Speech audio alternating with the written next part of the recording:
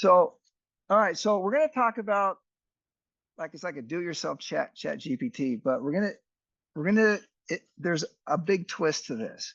So what we're going to do is that we're going to take like the strength of large language models, which is like understanding. I kind of use understanding, just understanding. Okay, understanding language.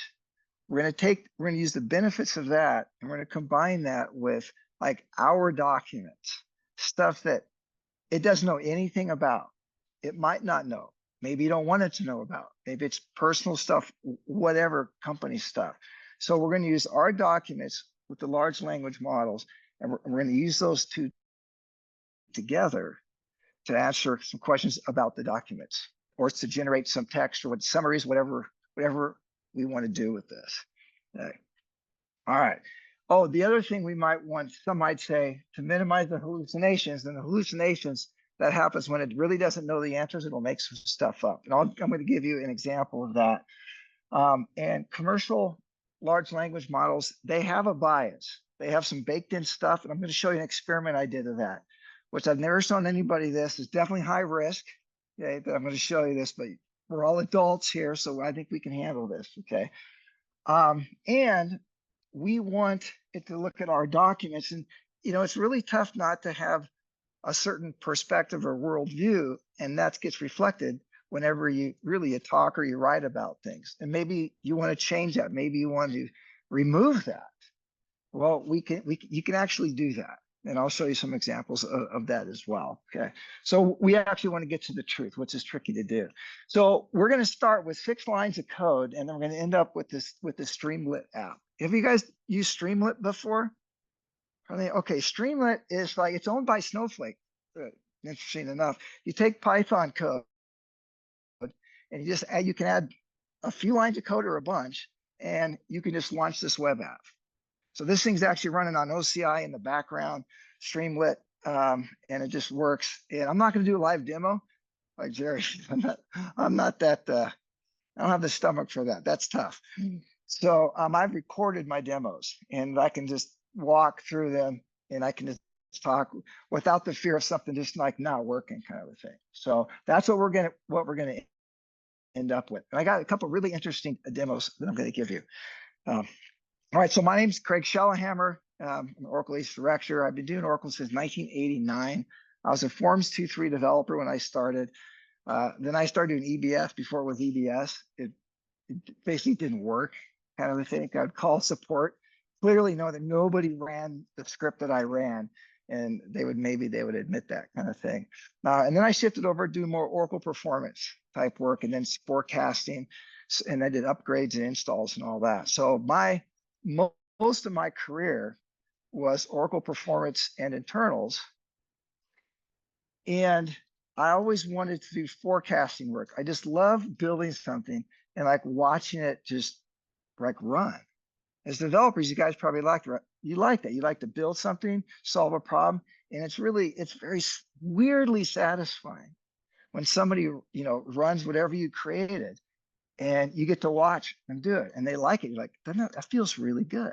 And so I'm like that too. So I've just always been kind of drawn into this. So this is a bunch of stuff. I haven't put anything for 2023, but a couple books. I think we're going to raffle off 2 of them. Do a couple classes that are Oracle performance focused.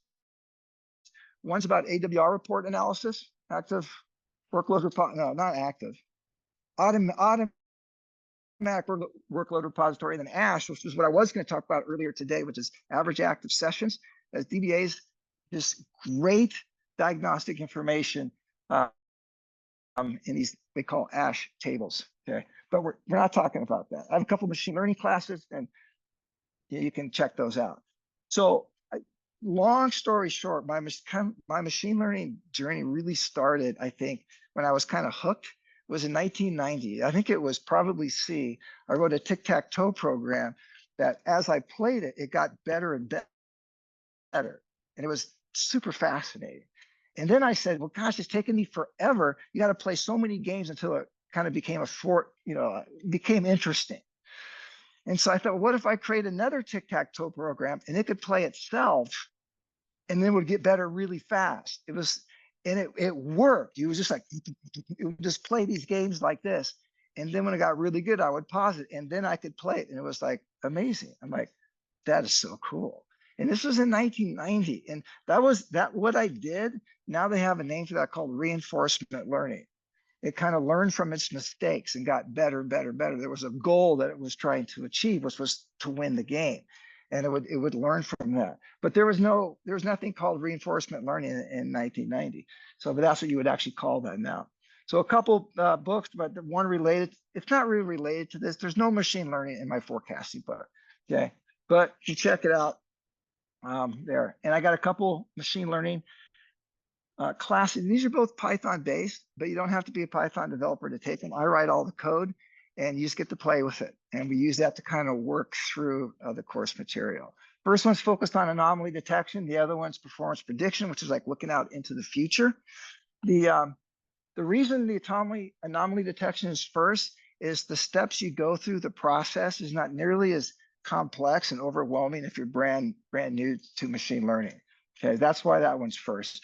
So they're like 3 days, 2 hours each, and you get a bunch of, get to play. You get to play and learn kind of thing. So you can check that out. So from a deployment perspective, where I've actually deployed this kind of stuff, internet marketing was one of the first ones I did, and that was to find like hot leads, hot prospects for specific promotions. And it worked so good. It was, how when you build something and you think, yeah, it's probably going to be pretty cool. But when it actually runs, you're like, well, you're almost surprised. Like, it really works. That's how it felt like, well, this stuff actually does work. I still remember that feeling.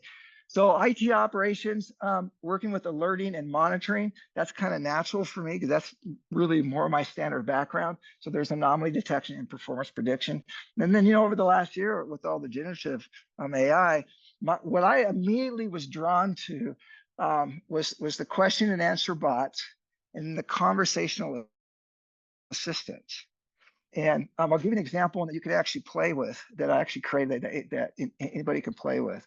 But they're very domain specific, which is really what we're talking about today. When we use like our documents, whether it's a book, whether it's company documents or like Oracle's annual report, I've done that before. You load that in, you're actually focusing on a specific domain, and that's what I mean by that. So yeah, so you can see some of those.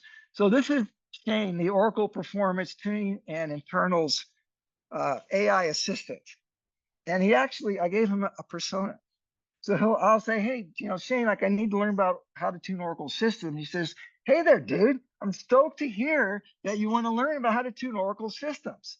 And he actually talks like a crazed surfer. And it really works. Now, you don't know this by looking at this, but this thing is aware and has a knowledge of like every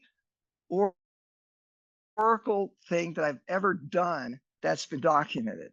Books, classes, webinars, blog, which is I took offline. It's no longer, so the other LLMs can't scan my blog now. It's in here. As well as some of the other viscosity, all their performance related webinars and stuff like that. So if you want to try this, you just go to www.orapub.com. You got to become a free member, okay? But it is literally free. And you just navigate to the AI assistants and you'll see it's click on it. You put your email in here. So it's got to make sure you're legit. And you can just start asking it questions, okay? Don't try and break it, okay? Because it'll give you stupid stuff if you try and, fool it. But it's really interesting. All right, so that's an example of a chatbot. So I work for Viscosity. You guys know about that. Great people. Sean's here today, and there's some of the books. Yeah, a lot of books through Viscosity.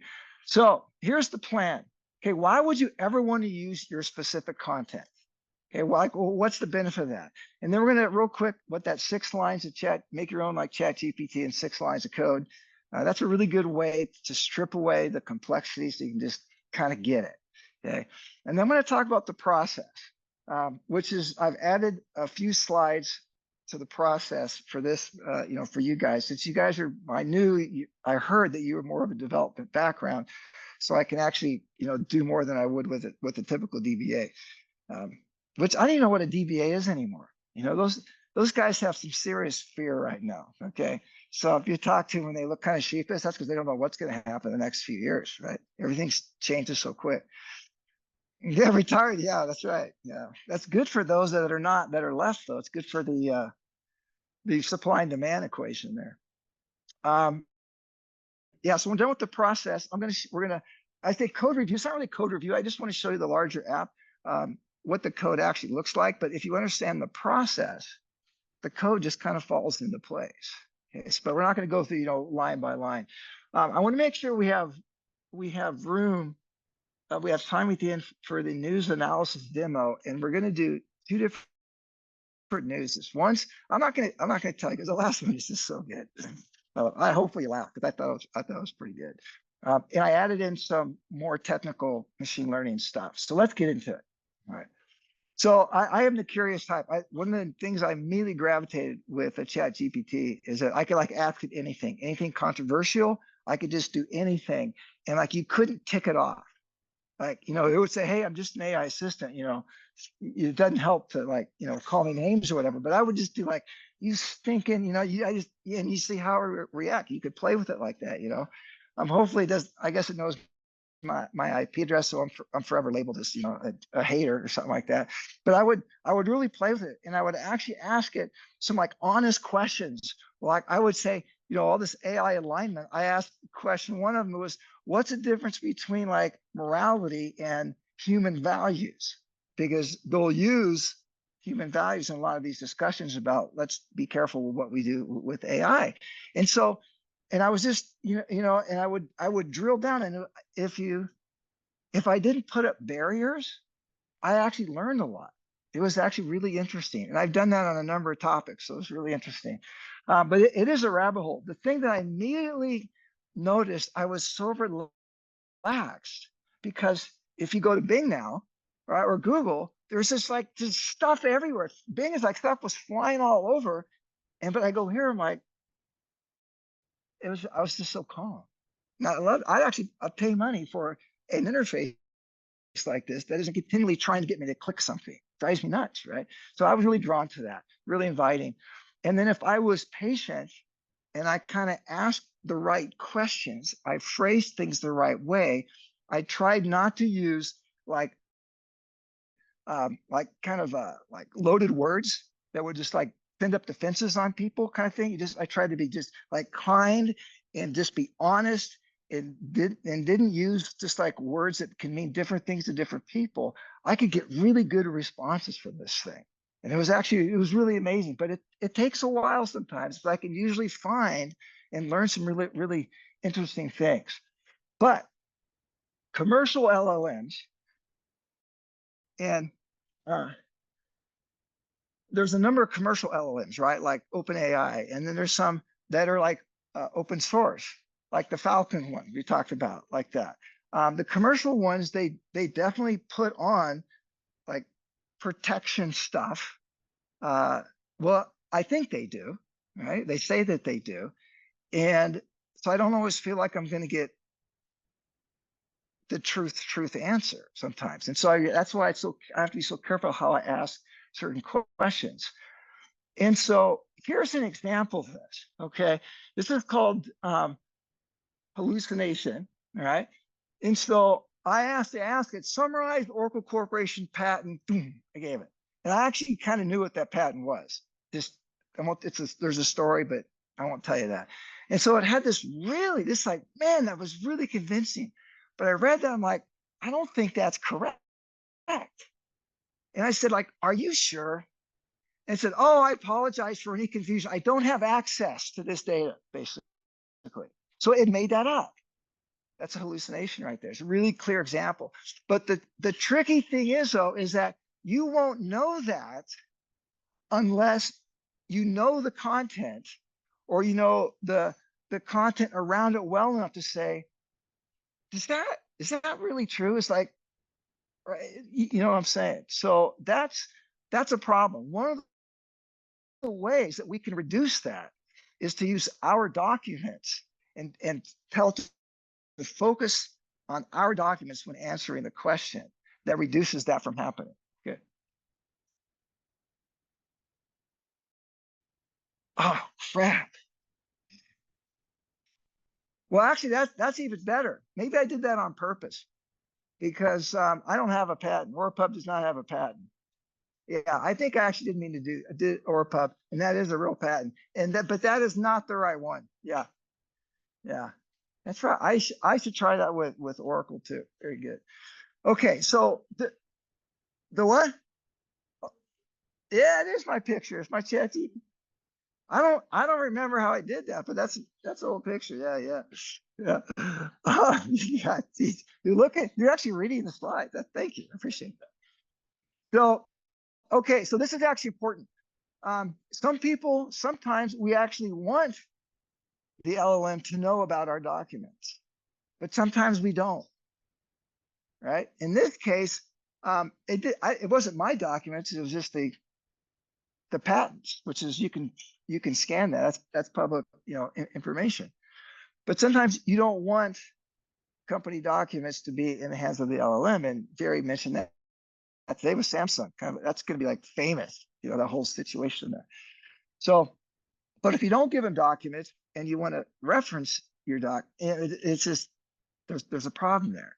That's why Oracle. You just kind of knew this was going to happen. They have this partnership with a company called Cohere. I'm not sure how you really pronounce it, Cohere.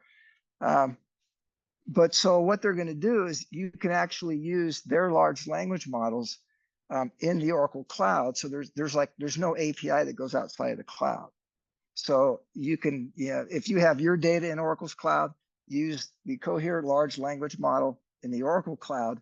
You're not going to be passing information through an API through like OpenAI or something like that, which is actually really nice. And so that's going to make it much more acceptable for a lot of companies. Okay. I could go on about that, but I actually won't. Okay. Commercial LLMs, they have safeguards, and they say, hey, we put safeguards on this, especially if they're commercial. Okay. Now that's what I wrote there is actually pretty strong.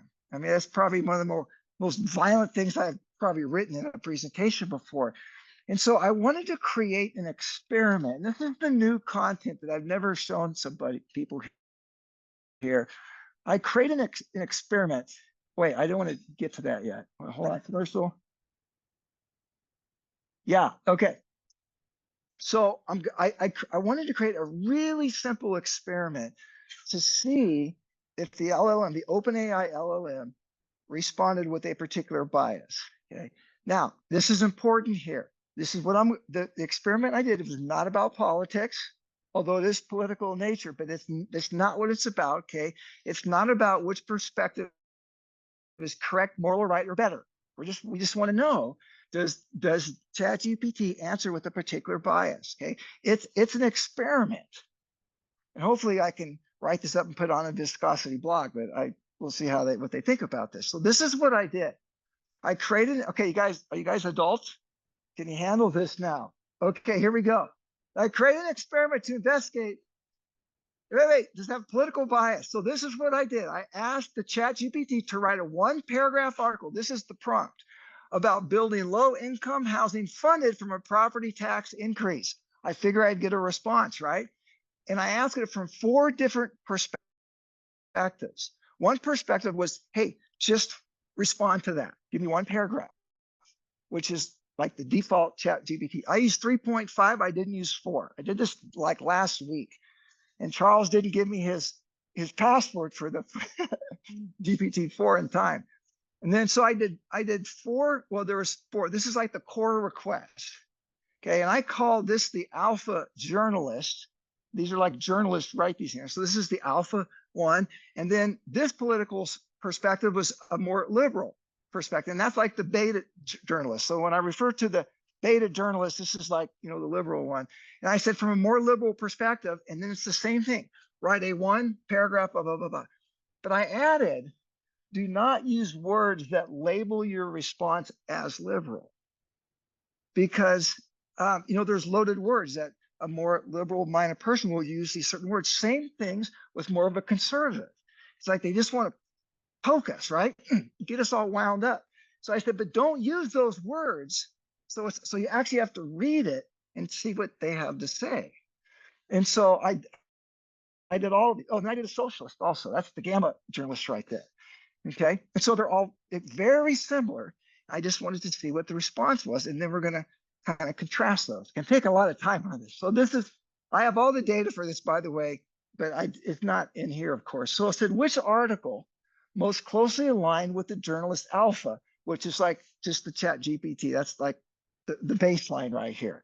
Okay. And it said pretty much this. Okay. The analyst by ChatGPT responded. So it like evaluated itself and says that the beta journalist article most closely aligned with the journalist alpha compared to the journalist delta and gamma. I thought that was kind of interesting. Okay, now don't get all upset or happy about that.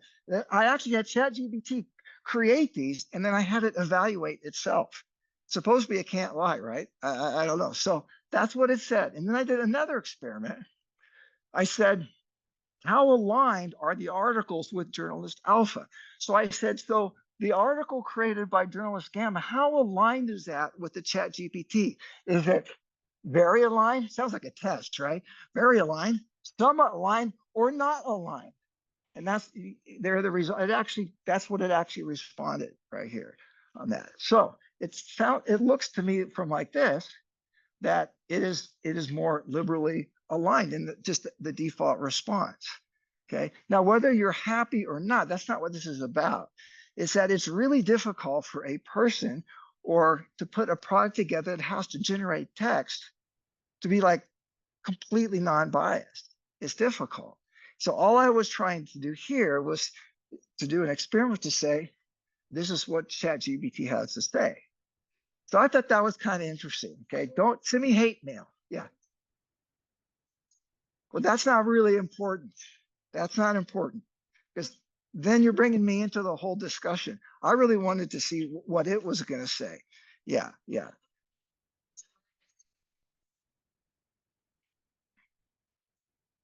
yeah. Not really. I don't think so. No. And I have exactly how I did it right now. So if you guys just want to, play with this stuff, yeah, yourself, you can too. Yeah. Yeah, yeah. I thought, and I wanted to use something that was kind of a hot button. I knew I'd get a response. But if you read, which I don't have in here, if you actually read what each of the different responses from the different perspectives without using all like the hot words, kind of the labeling kind of stuff, and when you read them, like, oh yeah, I can see why you learn how other people perceive things. It was actually really it was a good experience for me personally. Yeah. No. Well, I ended up doing it multiple times, but there was not a difference. Yeah. Yeah, there wasn't. But I didn't do I really need to do the Chat GPT 4. And really to be a good experiment, I need to run this multiple times. Well, yeah, all of that. Yeah. It's when I've run it, because I didn't keep track of this, but it would word things slightly different because I gave it some creativity. It wasn't like deterministic, but it to me it seemed like the same when it was actually when I was reading them. Yeah, yeah. I did this pretty quick too because I had another example, but this was much more, I'll just say, obvious and clean, and anybody can do this. So okay, you guys all right with that? You still gonna listen to me? All right, okay, all right. Okay. Now, yeah, but this is not really what we're here to talk about, right? Okay. But I thought that was kind of interesting. Okay. The other thing, it's a challenge for LLMs if the question you asked, the answer is not found in your documents or not completely found, like it's like, oh, I need a little bit more information, Craig. It will like go outside and use information that's actually in the LLM. And the only way you're going to know this is if you actually like know the document that you're referencing. It can be really like kind of hidden. Um,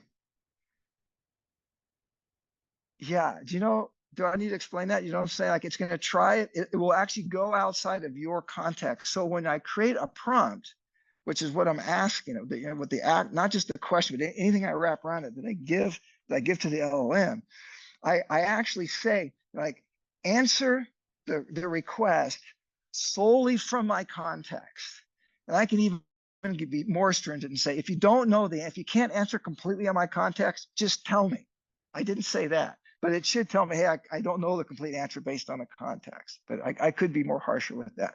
So it's actually pretty responsive, but you need to be aware of this. Even if you look at your company documents and it gives you an answer, like, is that really in the documents? Now, the app I'm going to show you, it does list all the context, the pieces of your documents that it draws the answer from. And so that you can check and say, hey, that's not in the context it was supposed to come up with the answer from. And so then you could just say, well, obviously it didn't come from my document. Okay. So it's difficult, right, to get a perfect answer. It's super, super, super difficult. So it actually got me thinking, and this is really before people really start talking a lot about this. I said, is it possible just to leverage the language, which is what I started with my documents? I really wanted the documents to kind of speak for themselves without any like bias, preconceptions. I just want to let the documents kind of just tell me the story that's in the documents. And that's kind of what actually, led me to this. The answer is like almost yes. I would think, and I don't know this, but if I used a open source large language model without all the safeguards or anything like that, I suspect I'll get a more like just truthful, straight from my document answer, but I don't know that for sure. Okay. So hopefully I'll get a chance to actually do this. Now, what we're going to do,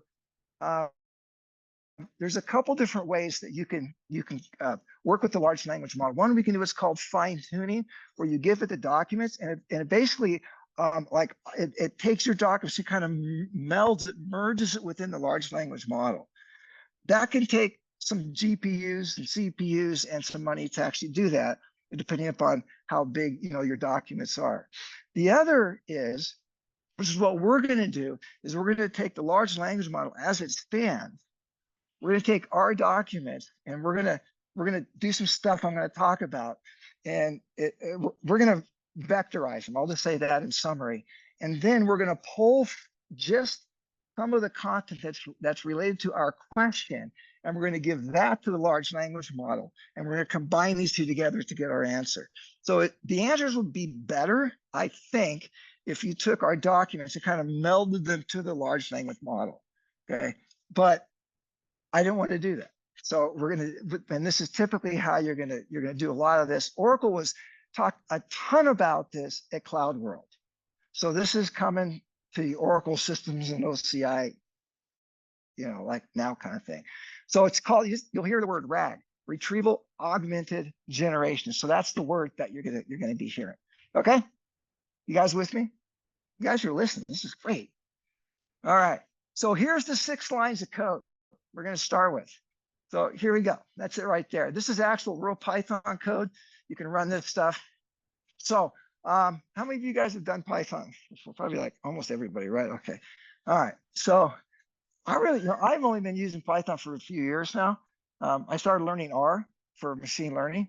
And then I talked to some people and I said, well, Craig, no, you need to learn Python. I'm like, are you kidding me? I learned, what, Pascal, then was Fortran, basic, it just goes on and on. Now, now I got to learn Python, really? But actually, Python rocks. It's super cool. Now I love it. Okay, so we're going to import all our dependencies. This is so simple. It's just open AI right here. Now I need my key. That key used to work, but it doesn't. Okay, just in case you want to try my key, it's not going to work. And actually, I didn't show it here, but anyway, you need to set the key. That's one way to actually do that. If you just go to OpenAI, get your API key, give them a credit card. Although I think you have 30 days of playing and some fun stuff like that. Anyway, so here's my question. Enter your question or your prompt here. So that's going to store that in question. So this is really the only complicated piece right here. Let's see if I can say this the way that I want to say it. We're going to generate a response from the OpenAI chat completion creation, I don't know, function. Can I say that? Based upon the OpenAI model at this particular temperature. And the message I want to give it is that, hey, I'm playing the user, and the content that I'm giving you is my question. I said that pretty good, I thought. Right? I'm not going to say that again because it won't be that good. So this is the model I used because it's fast. It's like crazy cheap. Okay. Temperature. All right. 0 is like deterministic. It should give you the same answer every time, but I don't think it always does. If you want to get crazy creative, just like, on crazy stuff, 1.0. A lot of times, if I want to do more story type things and have, I'll say characters be creative, I set it like at 0.7. And you get very creative that way. So it's kind of fun to play with that. Okay, so I get a response, which is a Python a dictionary. Okay, so I'm going to rip out. This is my it's a key value. So that's the key, and it's going to be what the first message. Anyway, you do all that, and I'm going to get my answer right here. I'm going to print it. Boom, and that. So that's basically a real simple ChatGPT right there, and it works. It works really nice. Okay, and the prompt is going to be very pure because I didn't wrap anything else around it. Okay, so let me tell you, I got a demo. How are we doing on time? Oh, I got like 20 minutes. We're going to skip this demo. Okay, you guys know Python pretty much.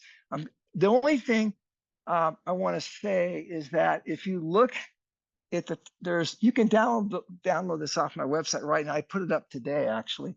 It's a text file. And this is how I just install Python in my environment. I use Miniconda, download the software, create my environment, install the packages, and then just tell you how to do it. That 6 lines, it's actually an echo. Have you created code by do echo with this, like a single quote? That way everything is, all the indentation is perfect. You run it, boom, and then you can do what I did right there. Okay. All right. So we're going to skip that. Okay, now we're going to get to the fun stuff. Dang, this is like a longer presentation. Okay, so we got My Docs. The app I built, you can give it just about anything. I mean, PDF, text, HTML,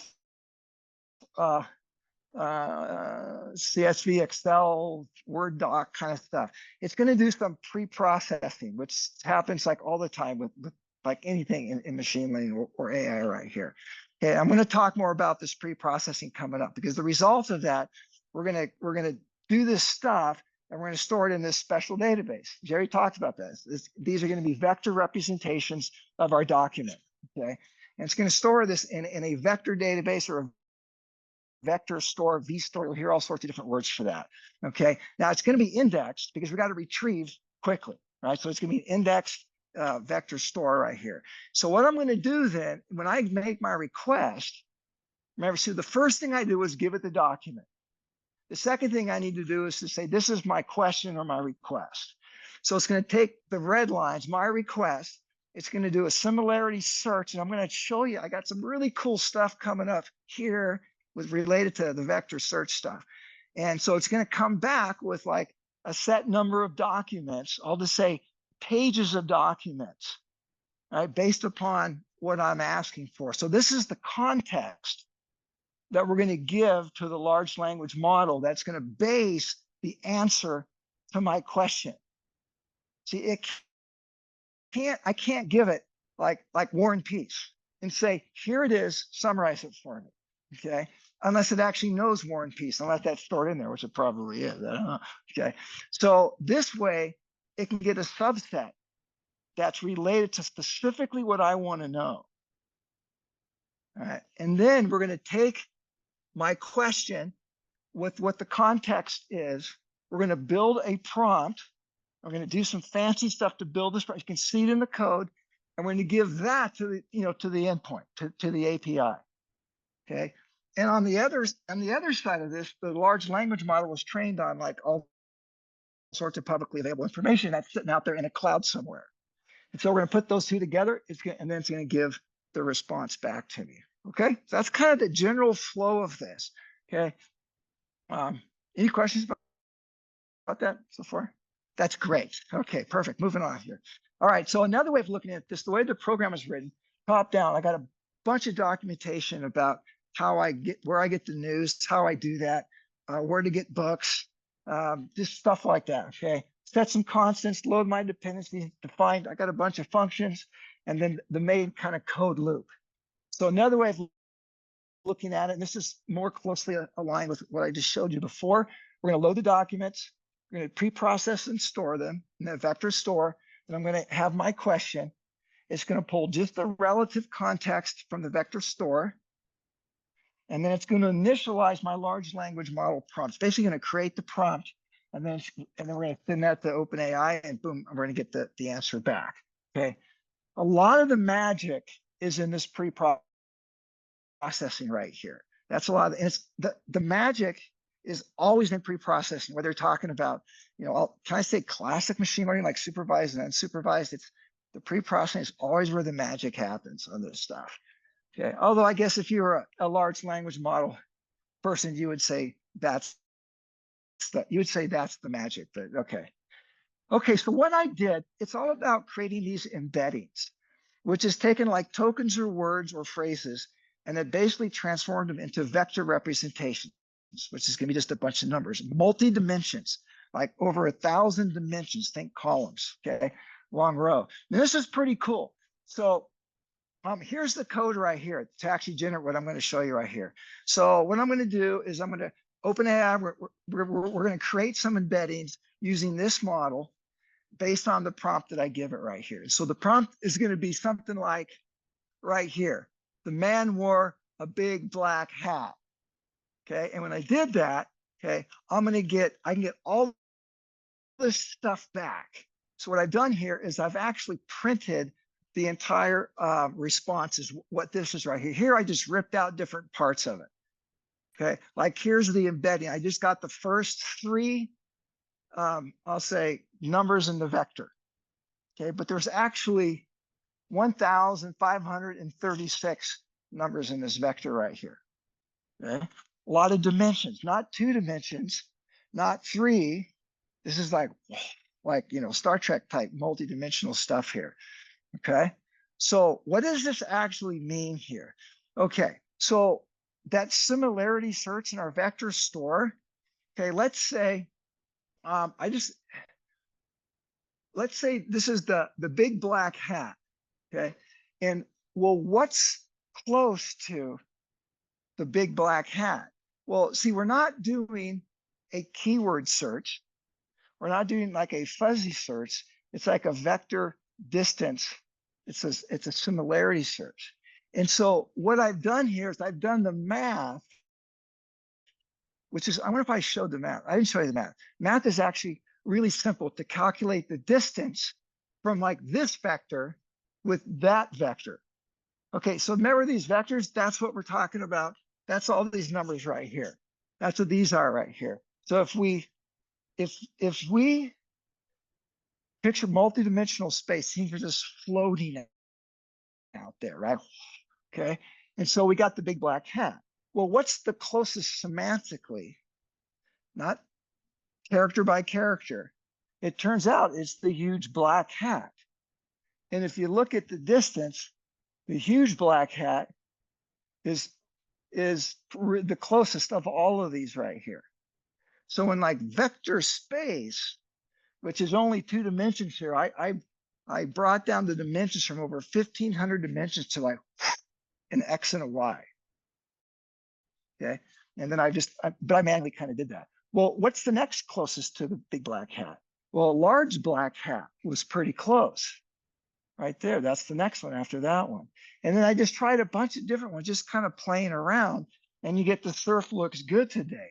That had nothing to do with the guy with the big black hat. So it's like really far away in like vector space.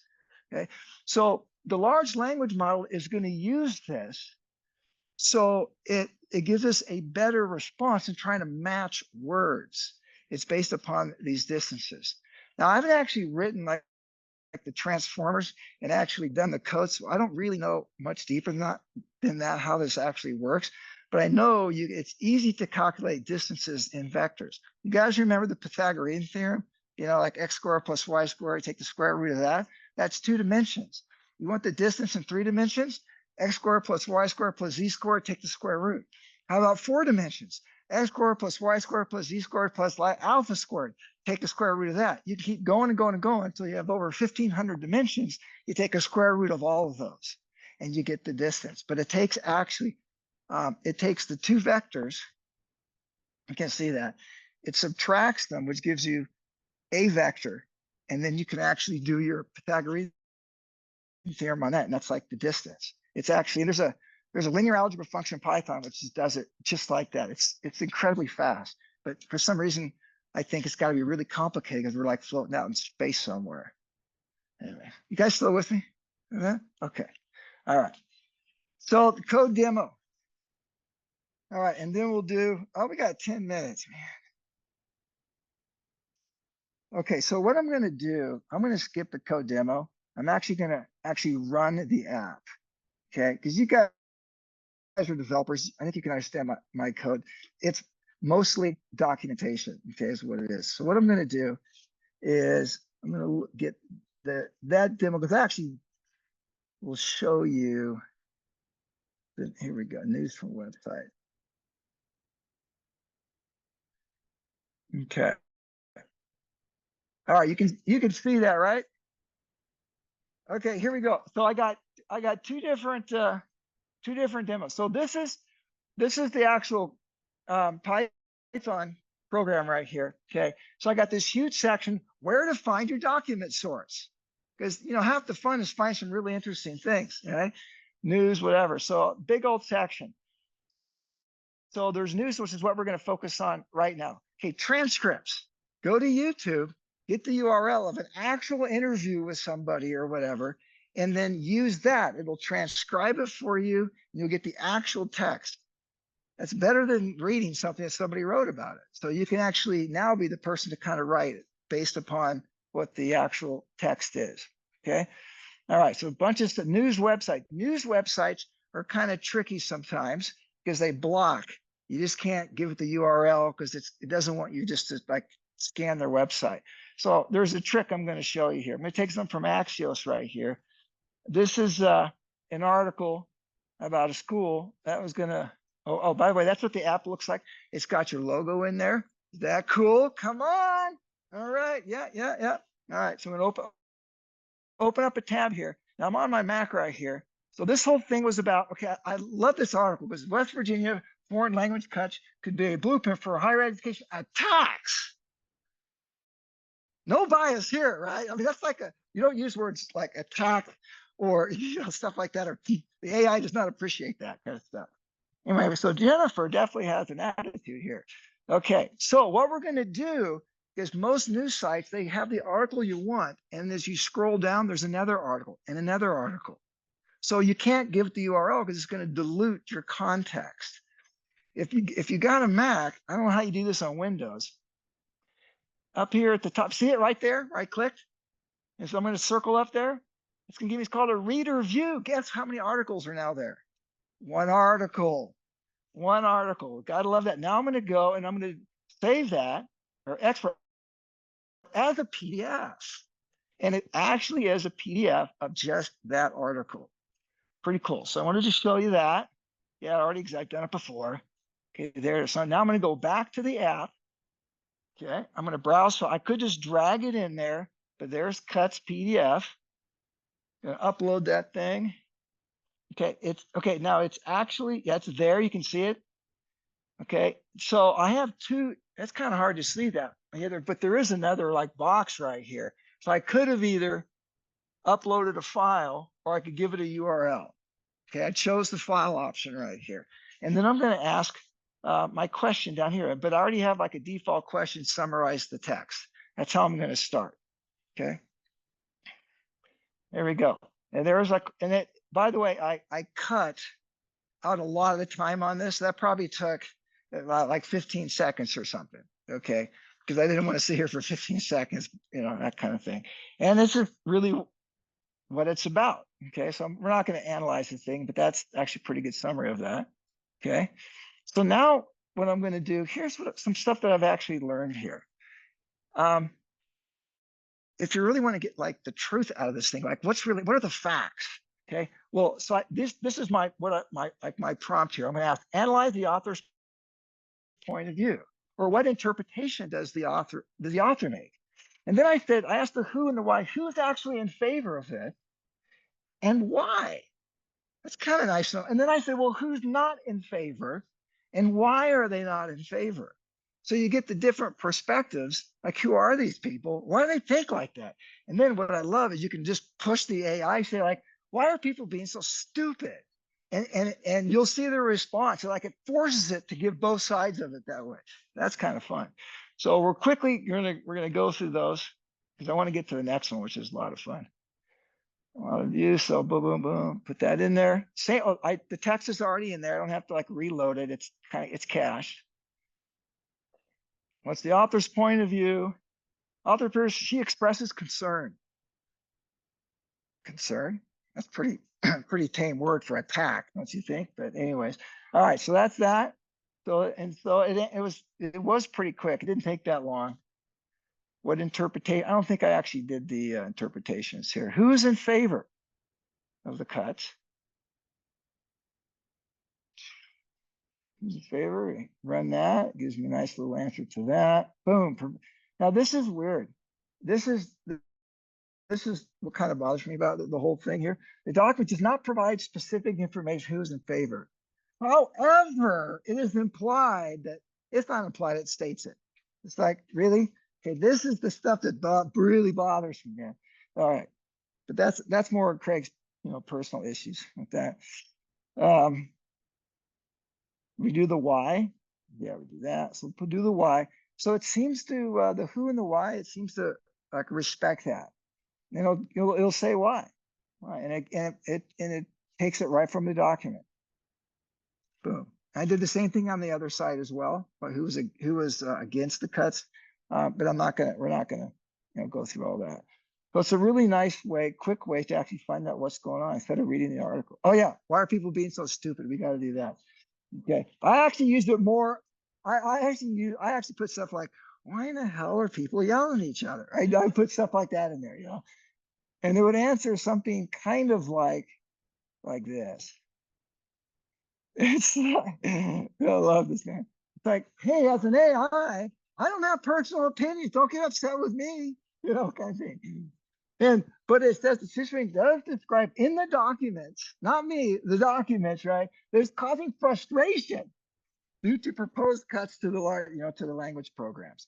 And then what I like about them, some people believe that these cuts are due to mismanagement. Okay, others argue, so I get both sides of the argument right here, just by asking kind of a little that kind of thing. That's kind of fun. Context detail. I didn't show this in the demo. If all the context, the different like little pages or sections of the PDF that I uploaded that they're used to draw the answer, the response here, those are listed down below here. So if I click this right here, it's like an expander thing, and I'll see all of those. That can be really good, especially on a big document. Like, how did it come to this conclusion? You click that, you're going to see what it's based upon. Okay. All right. 2 minutes. I think we can do it. We're going to go YouTube. You guys are going to love it. Okay. Next level analysis. You got to see this. Okay, I think this is pretty okay. How can a school administrator be more successful in the cost-cutting objectives? All right. So if I was the administrator and I really want this, well, how can I do a better job at really just getting this thing through? And let's see what the AI can help me cut the program, kind of thing. Hey, look at that. Yeah, it was good. So, okay, that's actually really amazing. Okay, so that's kind of next level. This isn't just what did it say? How can one of the people involved in this like do better? Kind of thing. That's like more of an analysis, and it could GPT. I think this is running GPT-4 is pretty good at this. Okay, YouTube. So what I did, transcription takes about a minute on my Mac for every 10 minutes of video. So we're not gonna. This is the U.S. hearing on the unidentified phenomenon kind of thing, the UAPs. This would be a good one. So, and we'll finish up with this here. So that's it right there. Okay, and I'm going to get the URL from it. So I go up at the top there. And it's kind of okay. I got the URL. I'm going to put it in there. Boom. And I'm going to say summarize it. It's just basically I just want it to download. It's going to do all the transcription and everything. Okay. Now I didn't show you this. But the transcription takes like a minute for every 10 minutes of video. So that thing lasted an hour. So it took like 10 minutes. Downloads the video, rips out all the text, and it stores it in a text file in one of your local directories. Okay. I'm going to take that text file and I'm going to drag it into here. But I don't really need to but if I want to like refresh the screen, then it's going to do the whole thing all over again. So I want to grab that text file. It's actually in the little documentation thing here. So you're going to see me take the text file and drag it in here right there. And I renamed it so I know what it is. So that's what's going on here. And you can see the transcript. Transcription is so good now. It is amazing. Okay, so the questions these are good questions. You guys ready for this? Okay, summarize it. Yeah, blah, blah, blah, blah, blah. And it goes pretty quick. There you go. Okay, so I'm gonna ask a question. Who was present at the hearing? And it takes longer than, remember, I shortened this. It probably took about 20 seconds or so to do this. Okay, it mentioned several people. Okay. Okay, now I'm going to say, well, tell me about like Mr. Graves. Okay, who is this guy, right? Now, this would be interesting. Okay, now, I mean, it knows quite about this guy. Now, the question is, did it get this from my context or not? Well, my guess is this is not all in there unless he introduced themselves and told this. If you look at the context detail, it's going to tell me like the information from my context it used to build this. And I could tell whether it went outside to get it. But it would be tough unless it's historical because OpenAI at that time only knew up to 2021, right? So it didn't know current stuff. Well, they just announced some stuff. Anyways, so okay, he says, all right, blah, blah. Let's get to the fun part here. Oh, I don't know. You might think, Craig, you're just a little crazy here.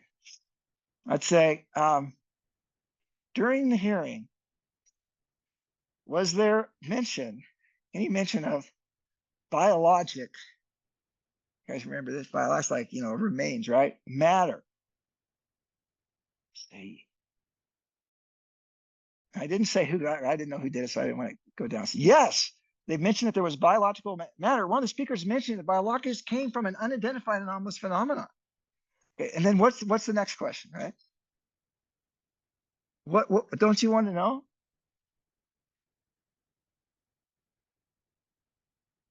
Yeah, come on. And then it said to scan the article, right? It is non-human. There you go. There you go. Is that incredible? Okay. You guys aren't like, wow, man. I think that's so good. Come on. Yeah.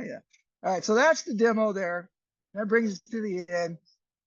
I could have put a funny face, but I didn't want to do it. I don't get too weird. There's the demo. Okay. So this is just the beginning of what you could actually do with this, right? You can actually add to your prompt, say, hey, talk like a pirate. And it'll talk like whatever you want. Drunk sailor is pretty good too. I've done that one. This was what I created here and showed you was a question and answer. It was very discrete, question and answer. If you have a conversational, like a chat, it is much more conversational. And it's like, I like that. It helps me. Like, I don't always know what I want to ask at the beginning. I want to ask, more questions. I zero in on what I really want to know. And a more of a conversational experience helps me kind of get there. Okay. Oh yeah, you can ask Shane the surfer, hey, what's between a latch and an NQ? I mean, you get all sorts of crazy stuff, man. You can give it memory, short term. For example, I'll say, hey, Shane, my name's Craig. He's like, hey, dude, so glad to, I'm glad to meet you, Craig. And then a little bit later, I could say, hey, do you remember my name, Shane? And say, yeah, it's Craig. I'm like, okay, but Shane actually doesn't have memory though. Okay, I didn't add. He's like the scarecrow. He's got no brains. Yeah, no memory there. But you can add short term. You could add some additional, like during the last conversation. If it knows, if I say, hey, I'm Craig, and it knows who I am. So, oh yeah, we talked last time about that. It would be able to do that. And you can have more of a long-term memory. It's just kind of a database kind of thing.